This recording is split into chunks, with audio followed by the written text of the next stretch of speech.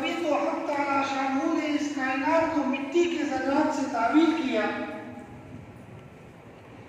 اور کبھی تو اللہ تبارک و تعالیٰ نے قیامت کا نقشہ کھینچتے ہوئے مختلف انداز سے اپنے بندوں کو سمجھایا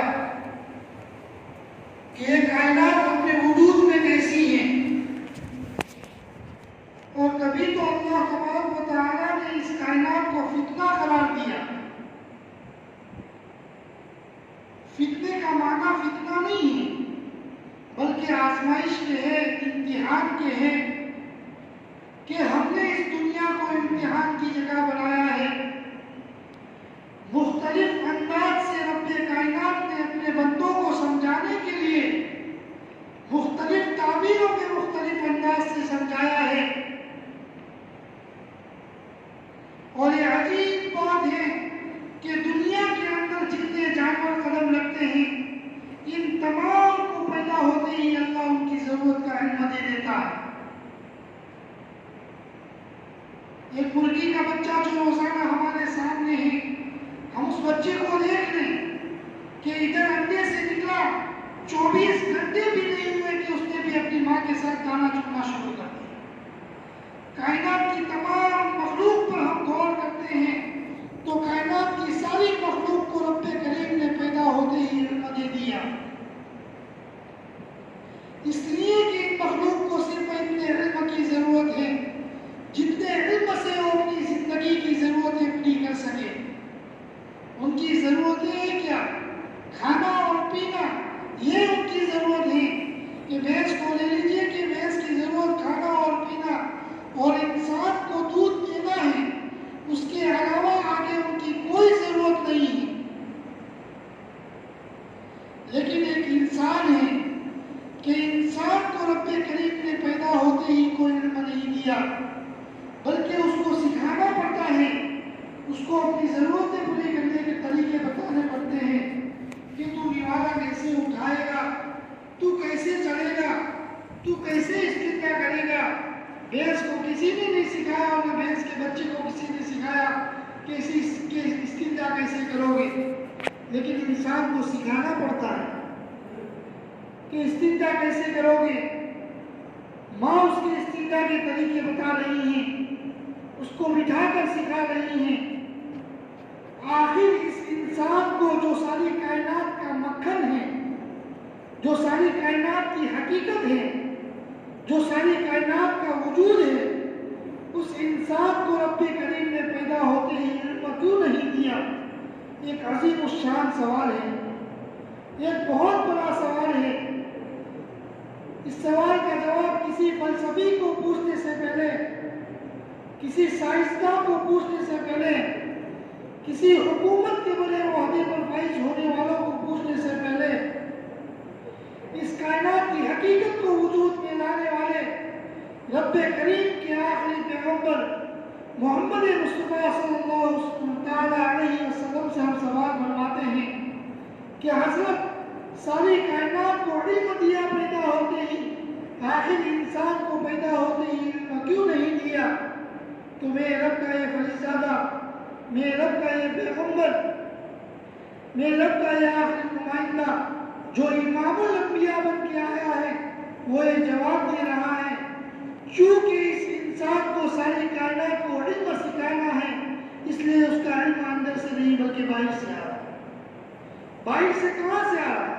تو رب کریم کا یہ فرزادہ اس کا بھی جواب دیتا ہے کہ تم میری پہلی وحی کو پڑھ لو جو میرے اوپر اتری تھی، اقرأ بسم ربک الذی خلق، خلق الانسان من علق، اقرأ وربک الاکرم الذی علم بالقلم، علم الانسان ما لم یعلم۔ اقرأ، پڑھیے اس رب کے نام سے جس نے تمہیں پیدا کیا، یعنی پہلی وحی نے انسان کے دماغ کو درست کر کے بتا دیا کہ جتنا علم اور نالج تیرے پاس ہے وہ تیرا اپنا کمایا ہوا یا تیرے اپنے کسی ٹیچر کا دیا ہوا نہیں ہے، بلکہ تیرے رب کریم کا دیا ہوا ہے، تیرے اللہ کا دیا ہوا علم ہے۔ اسی لیے قرآن کریم میں دوسری کا اللہ تعالیٰ فرماتے ہیں، اے میرے بندے، جب تو اس دنیا کے اندر آیا تو میں نے تجھے کوئی علم نہیں دیا تھا، ہاں علم حاصل کرنے کی مشینری دی تھی، وجعل لكم السمع والابصار والافئدہ قلیلا ما تشکرون. ہم نے تجھے علم حاصل کرنے کے لیے آنکھیں دی, ہم نے تجھے علم حاصل کرنے کے لیے کان دیے, ہم نے تجھے علم حاصل کرنے کے لیے دل و دماغ دیا, ہم نے تجھے علم حاصل کرنے کے لیے ایک چہیتا پھول بنایا اور ایک ناپاک قطرے سے وجود دے کر ایک کھلکھلاتا انسان بنا دیا, اور یہ ساری مشینوں سے مزین کر کے اس کائنات کے اندر بھیجا. آگے اللہ شکایت کرتے ہوئے فرماتے ہیں قلیلا ما تشکرون, کہ میرے بندے میری بہت کم شکر گزاری کرتے ہیں, کہ میرا بندہ میری بہت کم شکر گزاری کرتا ہے. کہتا ہے کہ علم میں میری محنت سے آیا, میں راتوں میں جاگا تو آیا, میں نے گناہ کیا تو آیا. یہی حال میرے دوستوں ہمارے مال و اسباب کا بھی ہے جب بندہ کماتا ہے. رب کریم کو ہم سے بڑی شکایتیں ہیں, اور شکایت وہی کرتا ہے جو اپنا سمجھتا ہے. باپ کو بیٹے سے شکایت ہوتی ہے اس لیے کہ باپ بیٹے کو اپنا سمجھتا ہے, ماں کو بیٹی سے شکایت ہوتی ہے اس لیے کہ ماں بیٹی کو اپنی سمجھتی ہے. ہمیشہ شکایت اپنوں سے ہوتی ہے. اللہ بھی شکایت کر رہا ہے, ہمیں بھرائے سمجھ کر نہیں, اپنے سمجھ کر شکایت کر رہے ہیں کہ میرے بندو. اور ہمارا حال کیا ہے؟ والعادیات ضبحا فالموریات قدحا فالمغیرات صبحا فأثرن به نقعا فوسطن به جمعا ان الانسان لربه لکنود.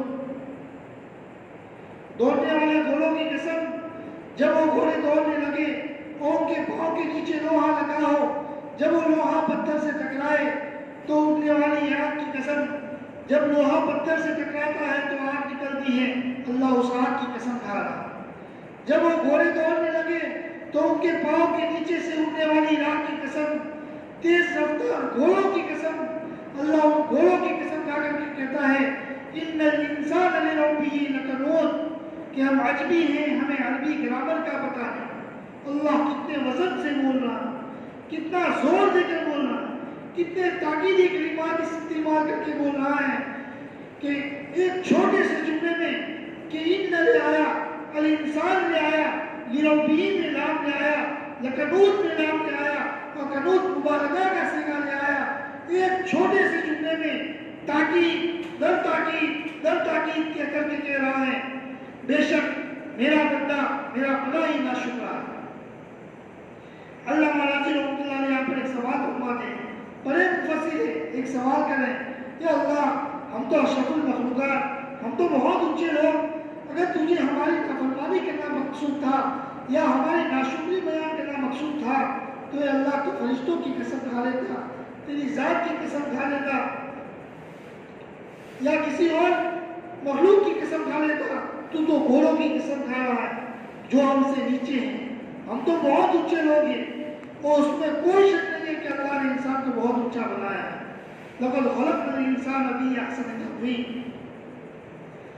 اللہ مہاراج رحمۃ اللہ علیہ فرماتے ہیں یا اللہ تو نے ہماری نافرمانی کے لیے اور ہماری ناشکری کے لیے اے رب کریم تو نے گھوڑوں کی قسم کھائی. گھوڑا تو ہمارے ماتحت رہنے والا ہے, وہ ہمارے ہاتھوں کے نیچے رہنے والا ہے, وہ ہمارا ایک خادم ہے, وہ ہمارا ایک غلام ہے. اگر تجھے قسم ہی کھانا تھا تو تیری ذات کی قسم کھا لیتا, فرشتوں کی قسم کھا لیتا, تو گھوڑوں کی کیوں قسم کھا رہا؟ تو اللہ مہاراج رحمۃ اللہ علیہ اس کا جواب دیتے ہوئے فرماتے ہیں کہ گھوڑا اپنے مالک کا وہ وفادار جانور ہے, وہ وفادار جانور ہے کہ رات میں اگر گھوڑا کھڑا ہو وہ مالک کے چلنے کی آواز آتی ہے تو گھوڑا سانپ کے کھڑا ہو جاتا ہے, سنبھل کے کھڑا ہو جاتا ہے کہ شاید میرے مالک کو میری ضرورت پڑی ہے اس لیے وہ چل کے آ رہا ہے اور میں سستی میں کھڑا رہوں, یہ میرے مالک کی وفاداری کے خلاف. وہ بالکل چست ہو کے کھڑا ہو جاتا ہے کہ میرے مالک کو میری ضرورت پڑی ہے, میں بالکل چست ہو کے کھڑا ہو جاؤں. مالک سوار ہے گھوڑے پر, گھوڑا تیز رفتار دوڑ رہا ہے میدان میں راستے پر, اچانک مالک کی کوئی چیز گر گئی, زور سے لگام کھینچی, گھوڑے کو خون نکل آیا, گھوڑا کھڑا ہو گیا اور کھڑا ہوتے ہی اپنے دونوں پاؤں کو چوڑے کر کے کھڑا ہو. اس لیے کہ گاڑی جب اسپیڈ میں چلتی ہو اگر اچانک کھڑی کرو گے تو سلپ کھا جاتی ہے.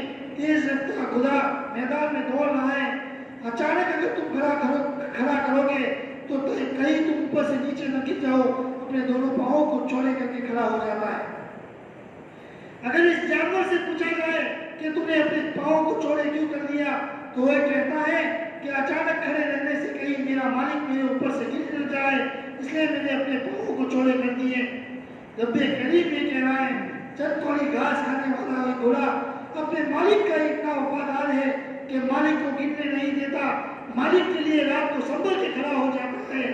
چند تھوڑی گھاس، وہ ماں کی پیٹ سے لے کر قبر کی پیٹ تک میری نعمت کھانے والے ناشکر بندے، افسوس کہ تجھے دو رکعت شکر کی نصیب نہیں ہوئی۔ لقد خلقنا الانسان فی احسن تقویم۔ رب کریم ہماری ناشکری کی شکایت کر رہے ہیں۔